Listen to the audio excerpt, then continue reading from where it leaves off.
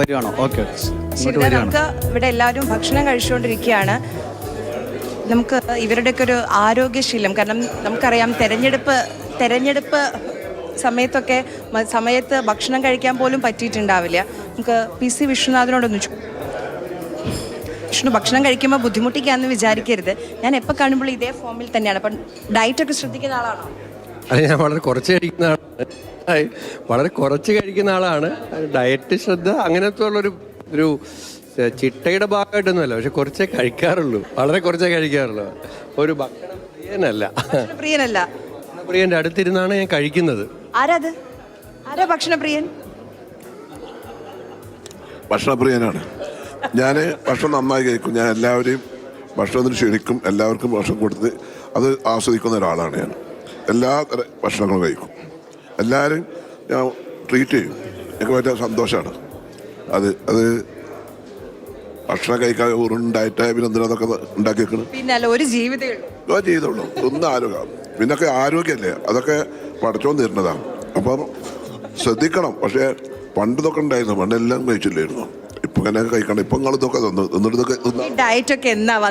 അതെ, എന്നാ ഡയറ്റ് വന്നത്? ഞാൻ ആയിക്കോട്ടെ, ഇതൊക്കെ ഉണ്ടാക്കിയിട്ട് നിങ്ങൾ വെച്ചിട്ട് ഒന്നും കഴിക്കാതെ പോയി നിങ്ങൾ നാളെ പറയില്ലേ? നമ്മളെന്നാ ട്രീറ്റ് ചെയ്യാൻ വിളിക്കണേ?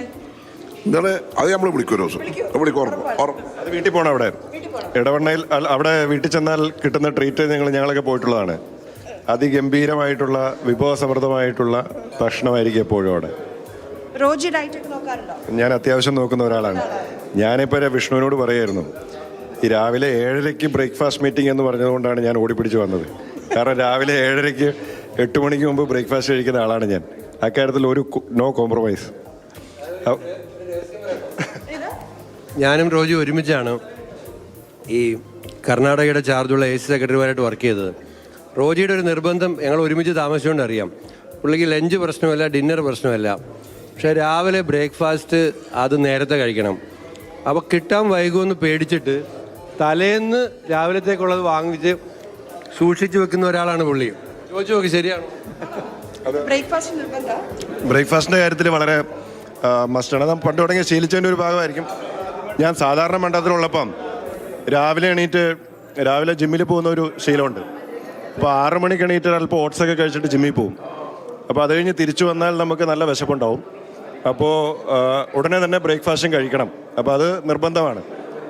ഡിന്നർ അധികം കഴിക്കാറില്ല ഞാൻ.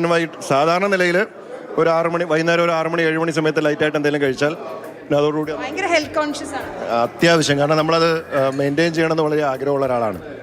ആര്യ, നമുക്ക് നമ്മുടെ ഇപ്പോൾ മന്ത്രിസഭയിൽ ഒരു ഹെൽത്തി കുട്ടനാണ്.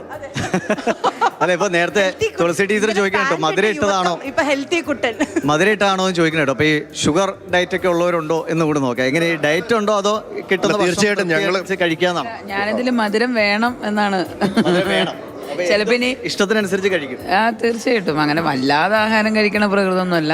നമ്മള് ആവശ്യമുള്ളത്, നമുക്ക് വിശപ്പിന് ആവശ്യമുള്ള അത്രേ ഉള്ളൂ. ഇനിയിപ്പോൾ തിരക്ക് കയറി കഴിഞ്ഞാൽ നിങ്ങൾ ചിലപ്പോൾ ഇതിലൊക്കെ കുറച്ചുകൂടി ശ്രദ്ധ വയ്ക്കണം. ചിലപ്പോൾ പല സമയത്ത് ഭക്ഷണം കഴിക്കാതിരിക്കുന്ന സാഹചര്യം ഉണ്ടാവും അല്ലേ? സമയക്രമം പാലിക്കാൻ സാധാരണ പറ്റാറില്ല. പെട്ടെന്ന് ഇപ്പോൾ തെരഞ്ഞെടുപ്പ് സമയത്ത് സ്ഥാനാർത്ഥിയായിരുന്നപ്പോൾ അതുപോലെ തന്നെ അതിനുശേഷവും ഒക്കെ നമ്മൾ സമയക്രമമൊക്കെ പലപ്പോഴും തെറ്റിക്കാറുണ്ട്. അപ്പോൾ തെരഞ്ഞെടുപ്പ് സമയത്ത് ചേച്ചി എങ്ങനെയാണ് ഡയറ്റ് മെയിൻറ്റെയിൻ ചെയ്തിരുന്നോ? ഇനി അങ്ങോട്ട് അത് തുടരുകയാണോ ഭക്ഷണത്തിലൊക്കെ? കാരണം മന്ത്രിമാർ എപ്പോഴും നല്ല ഫുൾ വൈബ്രൻറ്റ് എനർജറ്റിക് ആയിട്ട് ഇരിക്കണമല്ലോ. അങ്ങനെ ഭക്ഷണത്തിലൊന്നും വലിയ ശ്രദ്ധയൊന്നുമില്ല. വിശക്കുമ്പോൾ എന്തെങ്കിലും കിട്ടിയാൽ കഴിക്കും. അല്ലെങ്കിൽ സാധാരണ നമ്മൾ വെറുതെ ഇരിക്കുകയാണെങ്കിൽ വിശക്കും കേട്ടോ. ആൾക്കാർക്കിടയിൽ അത് വിശപ്പൊന്നും അറിയേയില്ല. അങ്ങനെ ഒരു പ്രശ്നമില്ല. സ്ഥിരം അങ്ങനെയാണല്ലോ. ഉമ്മൻചാണ്ടി അദ്ദേഹം ജനസമ്പർക്ക പരിപാടി നമ്മൾ കണ്ടിട്ടുള്ളൂ. അപ്പോൾ എത്രയോ മണിക്കൂറുകൾ അദ്ദേഹം ഇങ്ങനെ നിൽക്കും. ഇളനീരൊക്കെ കൊണ്ട് ഇങ്ങനെ ആളുകൾ പിടിച്ചു വയ്ക്കും, പക്ഷേ അദ്ദേഹം കുടിക്കില്ല. ഇത് എങ്ങനെയാണ് ഈ മനുഷ്യൻ ഇങ്ങനെ കഴിയാന്ന് കണ്ടു നിൽക്കുന്ന ചെറുപ്പക്കാർ വരെ. അപ്പോൾ അതിൽ നിന്നുള്ള ഒരു പ്രേരണയാണോ അത്? അല്ല, ഉമ്മൻചാണ്ടി സാറിനെ പോലെ നമുക്ക് ആർക്കും കഴിയില്ല. ഈ പറയുന്ന പോലെ ജനസമ്പർക്ക പരിപാടിക്ക് രാവിലെ 8:30 8:45 ആ വേദിയിൽ കയറിയാൽ തിരിച്ച് അദ്ദേഹം അദ്ദേഹം നിന്ന ദിവസം ഞങ്ങൾ അങ്ങനെ ശ്രമിച്ചു നോക്കിട്ടോ. കൊല്ലത്ത് ഫാത്തിമ കോളേജിൽ ജനസമ്പർക്കം തുടങ്ങിയപ്പോൾ രാവിലെ 8:45 അദ്ദേഹം വന്നു. ഞങ്ങൾ കൂടെ ഉച്ചയ്ക്ക് 1 മണിയായി 2 മണിയായി. ഞങ്ങൾ വെച്ച് അദ്ദേഹം കഴിക്കാൻ മാറുമ്പോൾ നമുക്ക് കഴിക്കാൻ പോകാന്ന് പറഞ്ഞ് ഞങ്ങളും അതിന്റെ ഭാഗമായിട്ട് നിൽക്കുക. ജോണേട്ടൻ എന്തോ പറയാണ്ട് ഭക്ഷണത്തിനെ കുറിച്ചാണ്. ഞാൻ ഭക്ഷണം നന്നായി കഴിക്കും. 20 കിലോ വരെ ഞാൻ കുറച്ചിട്ടുണ്ട് നിങ്ങളുടെ MD പോലെ. പക്ഷേ വീണ്ടും കൂടും. നേച്ചുറോപ്പതി ഇവിടെ ബദനിയിലെ നേച്ചുറോപ്പതി പോയി കിടക്കും. പക്ഷേ ഈ ഇലക്ഷന് നിന്നപ്പോൾ 2.5 കിലോ കൂടി. ഇലക്ഷൻ ഇലക്ഷൻ വന്നപ്പോ 2.5 കിലോ കൂടിയോ?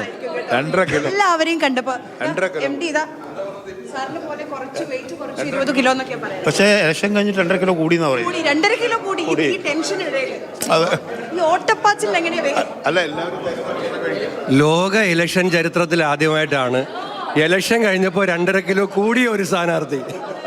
അത് സത്യമായിട്ട് കാരണം എല്ലാരും കാണുമ്പോൾ ക്ഷീണിച്ച് ഒക്കെയാ. ഞങ്ങൾ ഈ വെയിറ്റ് വർക്കിനെ കുറിച്ച് സംസാരിക്കുന്നത് ഞാൻ പറഞ്ഞു ഞാൻ 33 കിലോ കുറച്ചു, പക്ഷെ അതൊരു 7-8 കൊല്ലം കൊണ്ട് കുറച്ചതാണ്. അദ്ദേഹം പറഞ്ഞു പെട്ടെന്ന് കുറഞ്ഞു കഴിഞ്ഞാൽ പിന്നെ സ്റ്റോൺ ഉണ്ടോ നോക്കണം, ഗോൾഡ് ബ്ലാഡർ സ്റ്റോൺ ഉണ്ടോ, നമ്മൾ ആ തരത്തിൽ ചർച്ച ചെയ്താൽ കുറച്ചു നേരം മുമ്പ് വരാൻ. എങ്ങനെയാ വെയിറ്റ് കൂടിയത് എങ്ങനെയാ? വെയിറ്റ് ഇത് എവിടെയാ സമയം കിട്ടണ? തിരുവനന്തപുരം സെന്ററിൽ എന്തൊരു പോരാട്ടായിരുന്നു. അതൊക്കെ ആളുകളല്ലോ പല സാധനങ്ങളും നമുക്ക് തരാം, ഒന്നും ഞാൻ വേണ്ടാന്ന് പറയില്ല. വോട്ട് ചോദിക്കാൻ പോയപ്പോ ഭക്ഷണം കഴിച്ചു സോറി, 2 പോരാട്ടമായിരുന്നു. പൊരിഞ്ഞ പോരാട്ടായിരുന്നു. ഈ ഞാൻ MLA ആയിരുന്ന സമയത്താണ് ഞാൻ ചായ കാപ്പി കൂടി നിർത്തിയത്. എന്താ വെച്ച് കഴിഞ്ഞാൽ എവിടെ പോയി കഴിഞ്ഞാൽ ചായയും കാപ്പി ഉണ്ടാവും. ഇപ്പോൾ കുടിക്കില്ല തീരുമാനിച്ചു കഴിഞ്ഞാൽ പ്രശ്നമില്ലല്ലോ. അതും തടി കുറയ്ക്കാൻ കാരണമായിട്ടുണ്ട്. എപ്പോഴെങ്കിലും കുടിക്കുള്ളൂ. മറ്റേ എല്ലാ ദിവസം 5-10 ഫംഗ്ഷൻ ഉണ്ടാവും, അവിടെ പോയി കഴിഞ്ഞാൽ ചായയും കാപ്പിയൊക്കെ ഉണ്ടാവും. അത് നിർത്തിയാൽ പിന്നെ അതുകൊണ്ട് ആർക്കും പരാതി പറയണ്ടല്ലോ. ചായയും കുടിക്കില്ല, കാപ്പി കുടിക്കില്ല. പുള്ളി തുടങ്ങി എനിക്ക് any time is a tea time. Any time is a tea time.